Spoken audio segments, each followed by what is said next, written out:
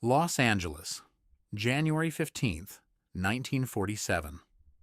The morning sun barely cuts through the chilly winter haze hovering over the quiet neighborhood of Leimert Park. It is a time when Southern California is basking in the glow of post-war prosperity, a land of orange groves, palm trees, and radiant neon dreams. But on a vacant, weed-choked lot on Norton Avenue between 39th and Coliseum Street, that mid-century American dream curdles into a nightmare that will forever stain the city's soul.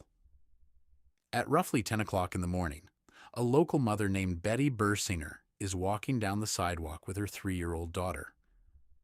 As she glances into the overgrown grass, her eyes catch something pale lying just feet from the curb. At first, she thinks it is a discarded mannequin from a department store display, perhaps thrown away after a seasonal remodel.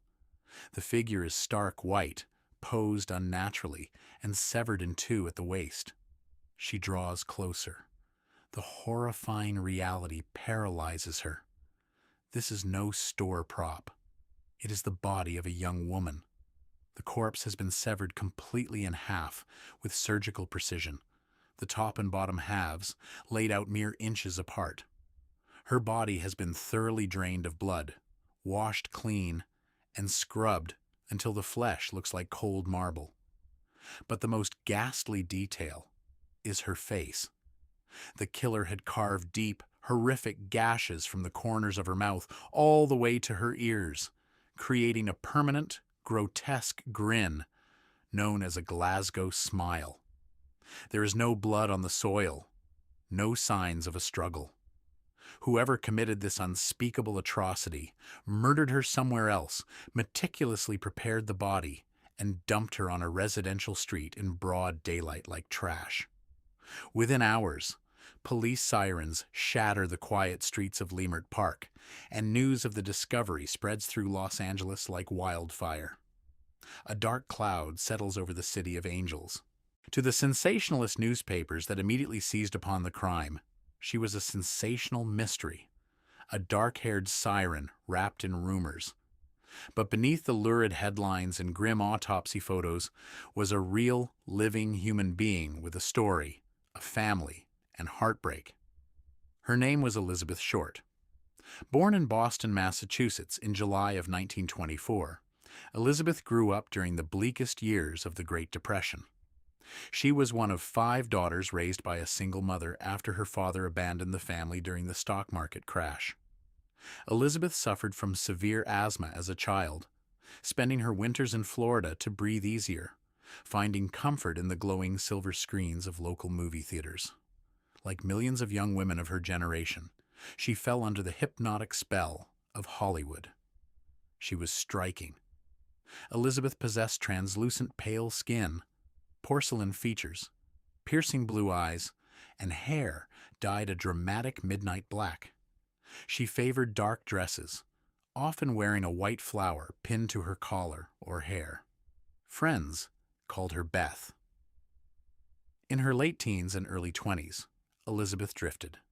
She moved across the country, from Massachusetts to Florida, then to California.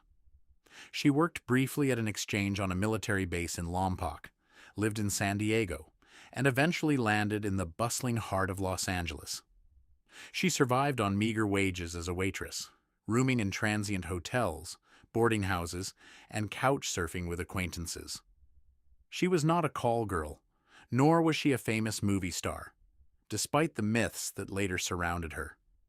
She was simply a 22-year-old girl caught in the vast, lonely machinery of a big city, holding onto a fragile hope that her big break was just around the corner. By January of 1947, Elizabeth was running out of money and places to stay. On January 9th, a salesman named Robert Manley dropped her off at the lobby of the majestic Biltmore Hotel in downtown Los Angeles. She was supposed to meet her sister, who was visiting from Boston. Elizabeth walked through the grand lobby, made a few phone calls, and stepped out into the cool evening air. It was the last time anyone ever saw her alive. For 6 days, Elizabeth Short vanished into the shadows of Los Angeles. When the LAPD arrived at the crime scene in Leimert Park, they realized instantly that they were dealing with a monster of exceptional malice and calculating skill. The autopsy revealed details so harrowing they sickened even veteran homicide detectives. Elizabeth had been subjected to severe torture over a period of days. Her body bore widespread bruising, burns, and deep ligature marks around her wrists and ankles.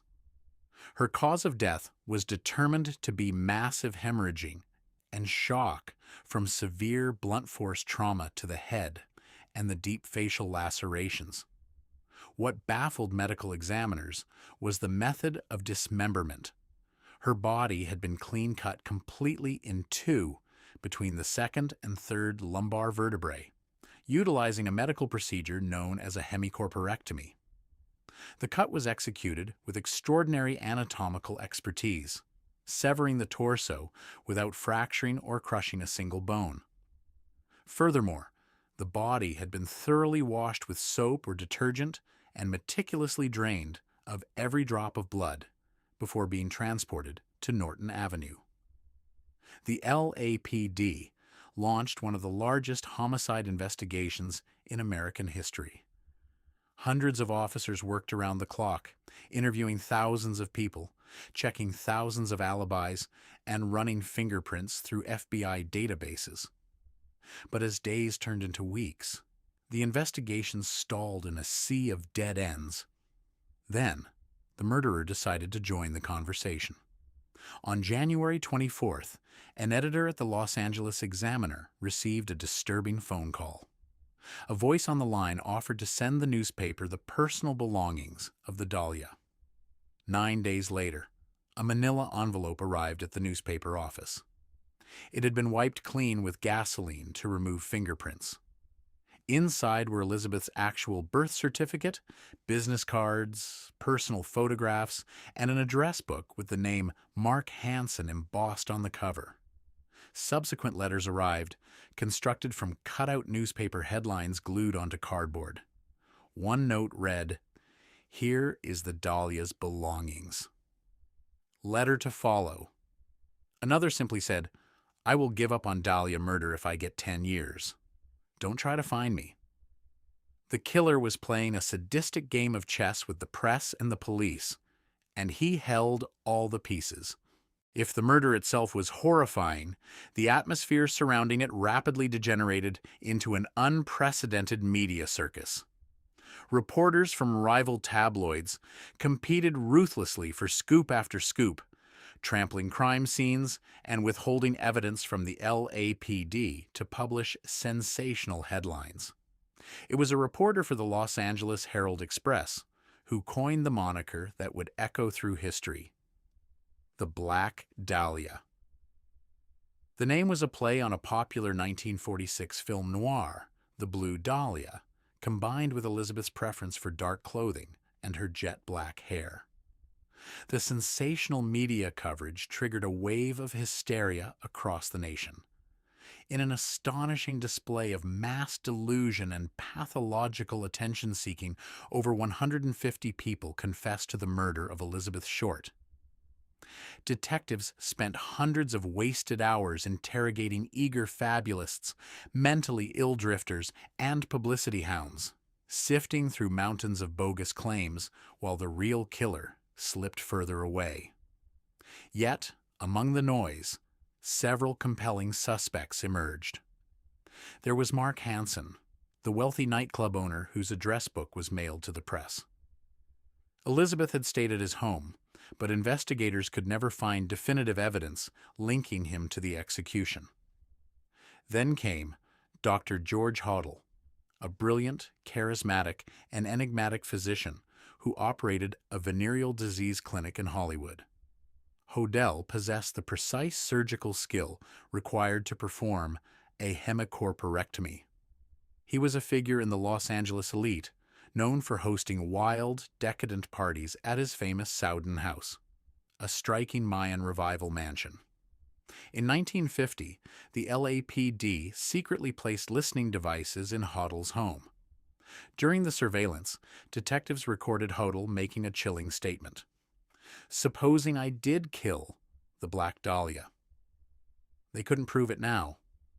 They can't talk to my secretary anymore because she's dead."